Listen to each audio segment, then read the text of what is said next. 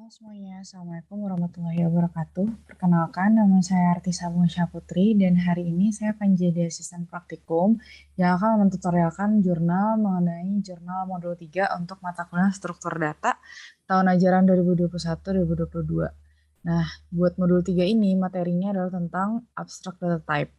Nah, ya di sini ada beberapa perintah dan ada dua soal di sini itu soal terbimbing dan juga di bawah itu bakal ada soal yang namanya soal mandiri.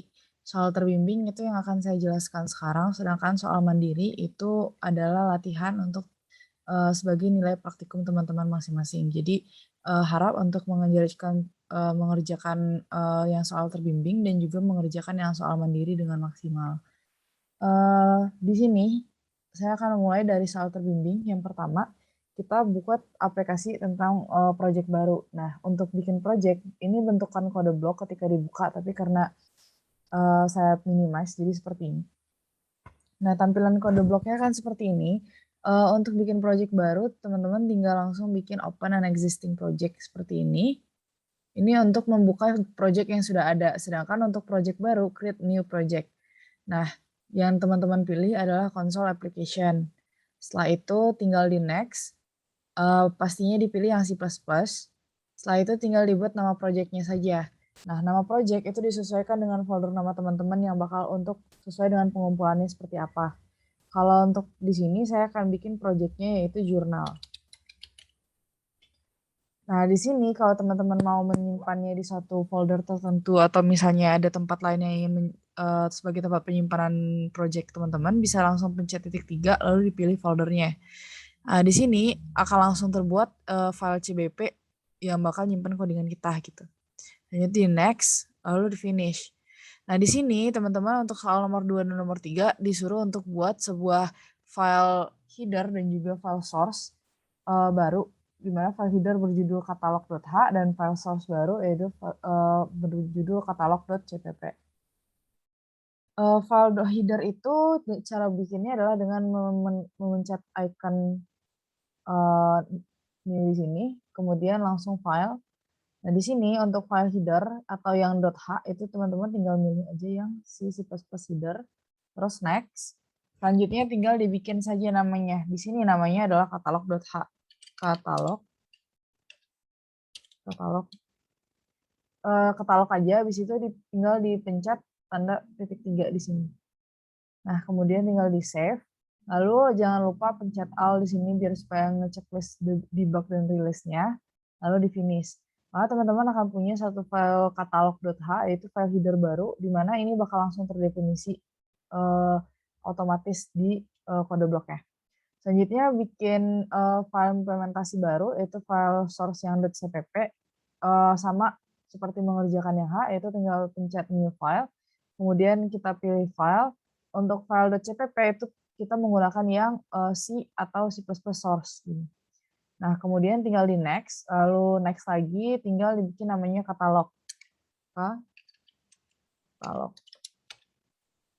Lalu tinggal dipilih lokasinya harus sama dengan file main atau berada dalam satu project. Nah, extensionnya adalah .cpp, sedangkan yang tadi extensionnya adalah .h.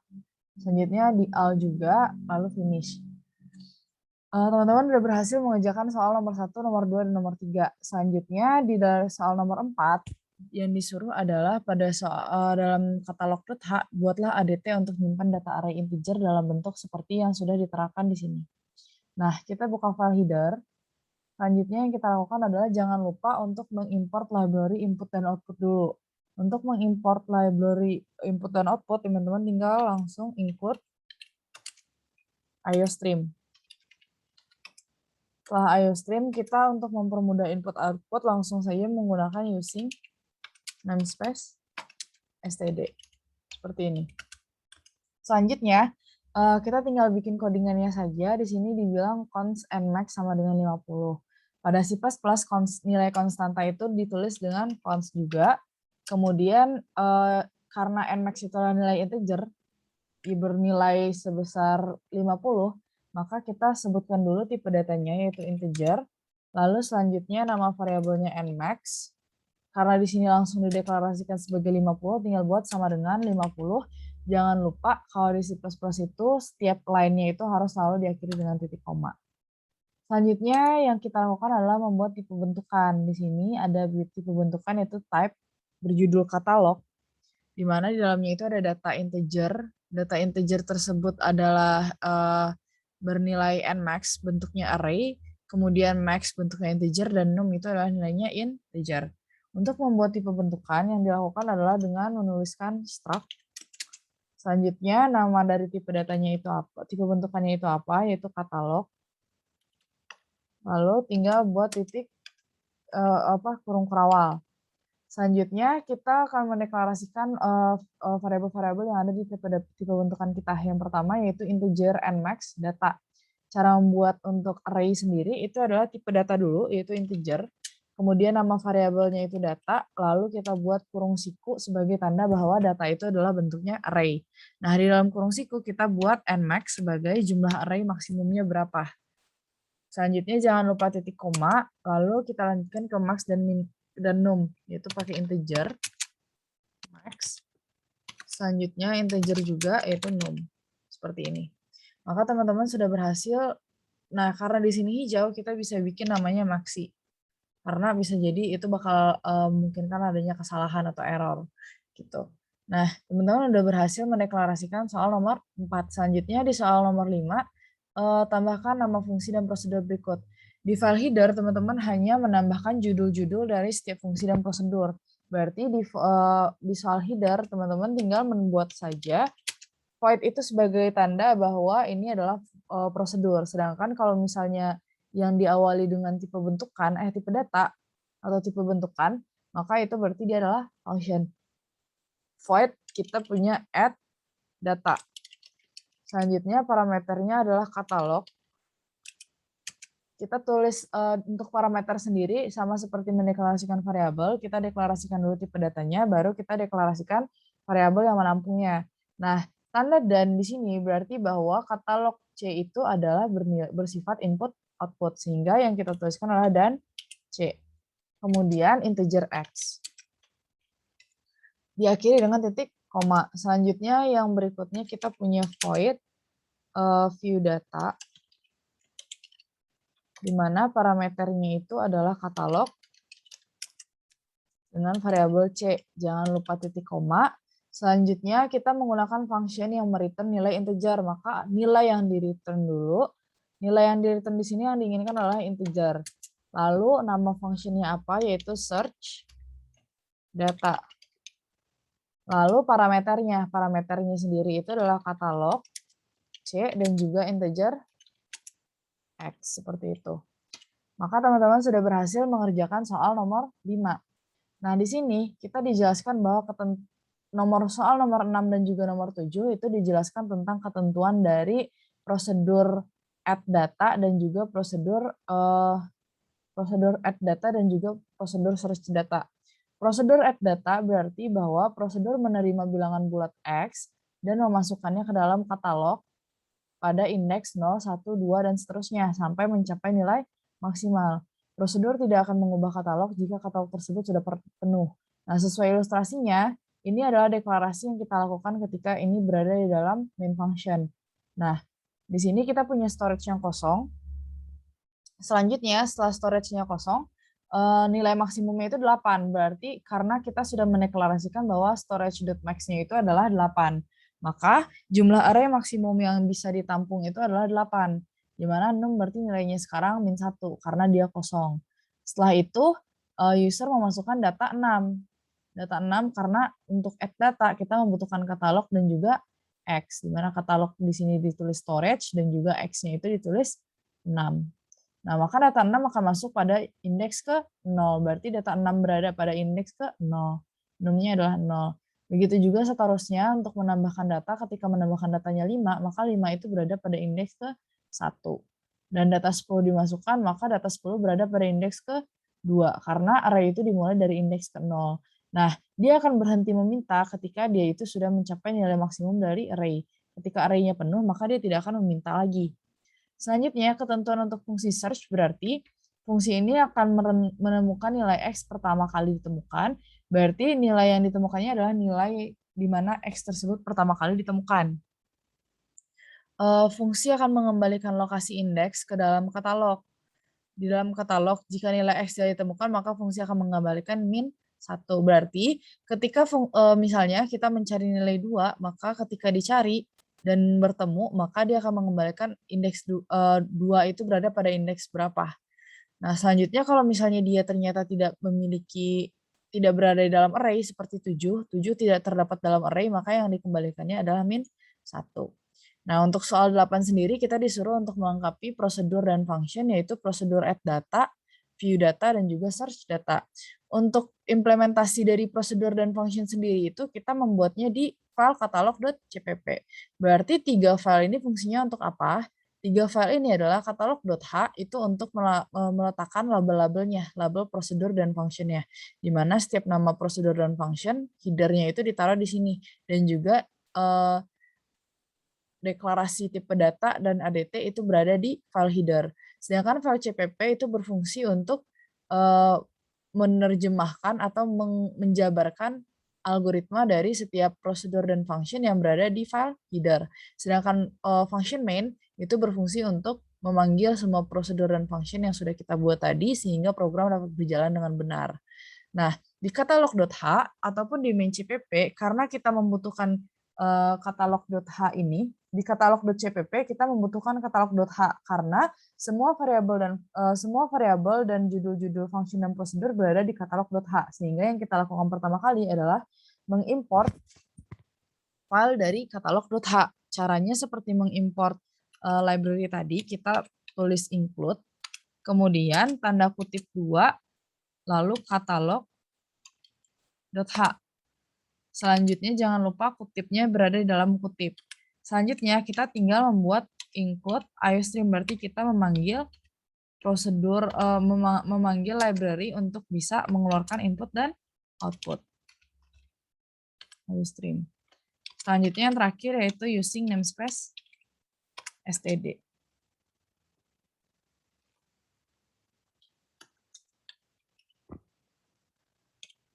Berikutnya yang kita lakukan adalah tinggal mengcopy saja semua fungsi dan prosedur di sini sebelum kita tuliskan algoritmanya. Yang pertama yang akan kita buat adalah untuk prosedur add data. Prosedur add data berarti kita akan terus meminta data kepada user sampai data tersebut penuh. Berarti di sini kita memiliki sebuah variabel katalog, di mana katalog itu variabelnya adalah C. Maka agar kita bisa mengaksesnya berarti C ini memiliki isinya adalah data, num, dan juga max gitu. Maka dia itu akan menambahkan data kapan? Berarti jika ternyata jumlah dari num-nya itu lebih kecil daripada nilai maksimumnya, maka yang kita lakukan adalah data bisa diterima, alias data itu bisa disimpan di dalam array tersebut. Gitu. Berarti c.data, data keberapa yang disimpan? Berarti data ke c.num ditambah 1, karena num itu dimulai dari minus 1, sehingga ketika kita ingin mengisikan data pertama kali yang harus kita lakukan adalah kita jumlahkan dengan 1, maka c.num-nya akan bernilai 0. Nah, array di 0 berarti dia berada pada pada array pertama. Lalu data yang berada pada array pertama alias indeks ke 0 tersebut kita isikan dengan X. Jangan lupa untuk titik komanya. Lalu setelah itu, maka karena data sudah terisi di indeks ke 0, berarti selanjutnya kita harus menginputkan ke indeks selanjutnya, sehingga nilai num-nya itu akan bertambah. Untuk bertambah sendiri bisa menggunakan c.num sama dengan c.num tambah 1, atau c.num plus. Seperti itu. Jangan lupa tanda titik komanya. Jika sudah seperti ini, maka selanjutnya yang kita lakukan adalah kita untuk membuat view data. View data berarti dia akan mengeluarkan semua data yang ada di dalam array. Caranya adalah kita akan melooping dari awal sampai akhir. Maka kita harus inisialisasi dulu yang akan menunjuk array mana yang akan kita keluarkan. Maka untuk perulangan sendiri pada C++ bisa menggunakan while Selanjutnya yaitu selama nilai I-nya itu kecil sama dengan c.num, berarti selama nilai I-nya itu masih kecil sama dengan jumlah data yang ada, num berarti jumlah data, sehingga yang harus kita keluarkan adalah sebanyak jumlah data. Karena kalau kita menggunakan c.max, maka dia itu akan selalu looping walaupun isi array-nya tersebut sudah kosong gitu. Maka kita menggunakan c.num. Selanjutnya yang kita lakukan adalah kita akan selalu mengeluarkan itu setiap kali looping, berarti tinggal untuk output sendiri di C++ kita menggunakan cout lalu tanda kecil. Nah, c.data keberapa? Data yang akan kita keluarkan itu adalah data ke I. Berarti karena I-nya mulai dari 0, berarti kita akan mengeluarkan data tersebut dari indeks ke 0 sampai indeks ke num. Di mana num itu bisa berarti berapa saja. Baik itu num-nya mungkin 0, berarti datanya hanya terisi 1, atau num-nya itu sampai datanya penuh, seperti itu. Berarti kita akan selalu mengoutputkan nilai sampai dia itu berada pada indeks ke num. Gitu. Lalu untuk biar supaya rapi, saya akan tambahkan spasi. Jadi ketika di-outputkan, dia akan rapi. Selanjutnya I++ sebagai bentuk increment. Lalu agar dia ada enter-nya, kita menggunakan di C++ ada namanya endline. Sehingga dia ketika berhenti looping, dia akan langsung enter ke baris berikutnya. Begitu. Setelah selesai kita untuk melakukan view data, di sini kita diminta untuk membuat sebuah function baru, yaitu function search data. Di mana function search data ini kita memiliki dua buah parameter, yaitu parameter katalog dan juga parameter x sebagai integer. Ya mana x ini adalah bilangan yang dicari, katalog ini berarti array-nya, integer berarti kita mengembalikan nilai x tadi berada pada indeks keberapa. Jika ternyata nilai x ini tidak ada dalam array, maka yang dikeluarkan adalah nilai -1. Sedangkan kalau ada yang akan dikeluarkan itu adalah indeks keberadaan dari nilai x tersebut. Maka untuk melakukannya, yang kita lakukan adalah kita searching. Searching kalau misalnya di C++ itu sebenarnya tidak jauh berbeda dengan di Golang, yang berbeda hanya sintaknya saja. Berarti kita akan looping, kita akan mencek satu persatu nilai array tersebut apakah dia sama dengan x atau tidak. Sehingga I itu akan kita assign dengan 0. Integer I sama dengan 0. Selanjutnya selama while kita mencek hanya sampai dia itu berada di titik num. Berarti kita tidak menceknya sampai nilai max. Kenapa? Karena kalau sampai nilai max, walaupun array-nya kosong, dia akan selalu mencari, padahal array-nya sudah kosong. Sehingga batas yang kita gunakan untuk looping adalah sampai di c.num. Setelah itu, kita cek apakah data pada indeks tersebut sama dengan X atau tidak. Jika iya, maka dia akan nge-return nilai I-nya atau indeksnya berada di mana.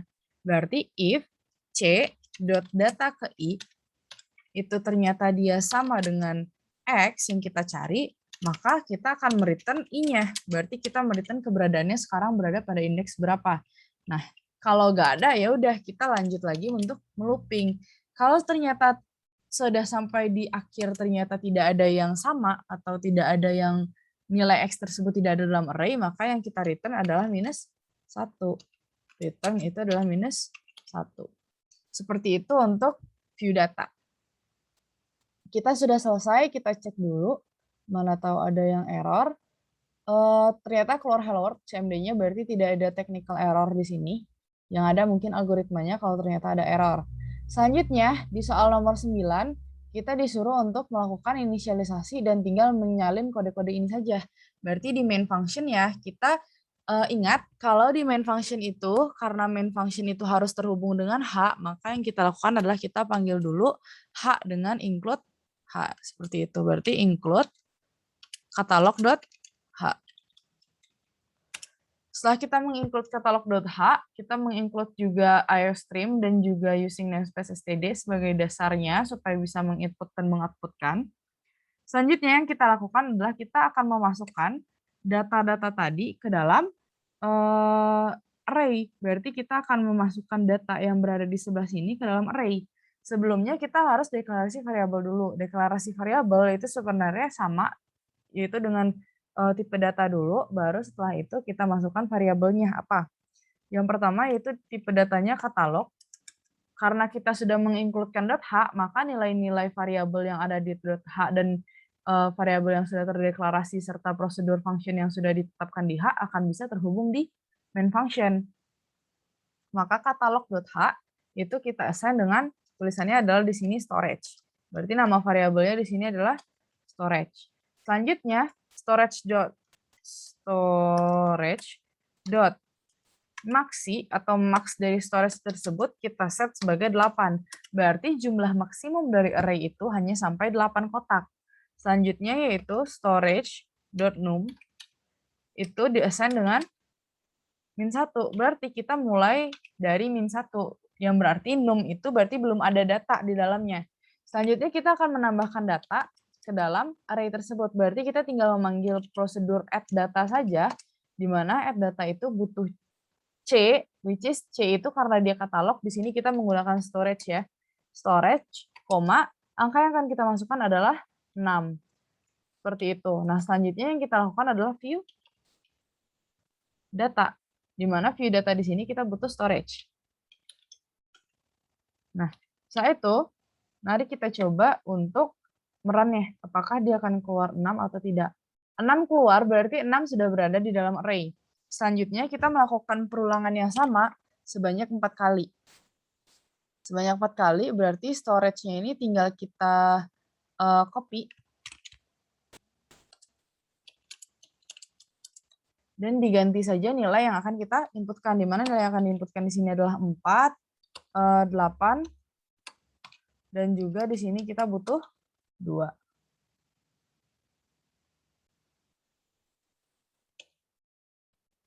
Jangan lupa indentasi juga penting untuk diperhatikan agar codingan yang kita buat rapi dan mudah terbaca. Selanjutnya kita cek dulu apakah dia masuk ke array atau tidak. Oke, yang pertama kali keluar itu adalah 6. Kita masukkan 6 pertama kali. Selanjutnya ketika kita masukkan 4, maka isi dalam array itu ada 6 dan juga 4.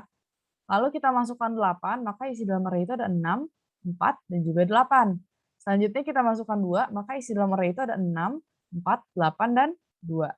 Selanjutnya yang kita lakukan adalah kita akan search data. Berarti kita harus mendeklarasikan integer i dulu sebelum kita search data. Kemudian i tersebut akan kita isi dengan nilai dari setelah pencariannya.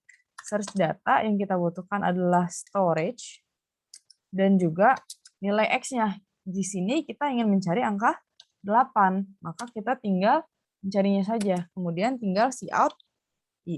Maka program ini akan mengeluarkan pada indeks keberapa angka 8 itu ada. Seperti itu. Kita coba dulu.